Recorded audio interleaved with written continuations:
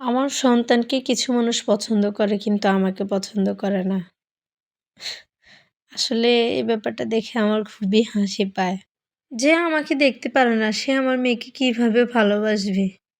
প্রশ্নই আসে না। এটা আমি আমার মনকে মানতেই পারি না। আমি যার ২ চোখের বিষ, তার কলিজার টুকরা আমার মেয়ে কেমনে হয়?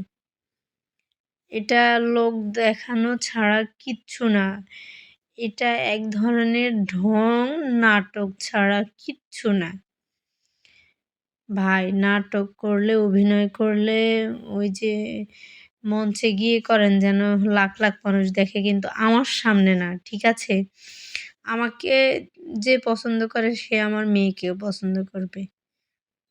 এটা আমার মনের একবারে বিশ্বাস, গভীর থেকে বিশ্বাস। ঠিক আছে? দূর থেকে আমাকে অপছন্দ করে আবার আমার মেয়েকে ভালোবাসে। এটা কি ধরনের অসভ্যতা? অসভ্যতার তো একটা সীমা আছে, তাই না? আমার মেয়েকে টেনে হিঁচড়ে আদর যত্ন আর আমাকে মুখ বাঁকা করে এই কথা, সেই কথা, ওই কথা বলে। আরে ভাই আমার মেয়েটা তো কয়দিন পরে আপনার এসব নাটক দেখে আমার কাছে আইসাই বলবে।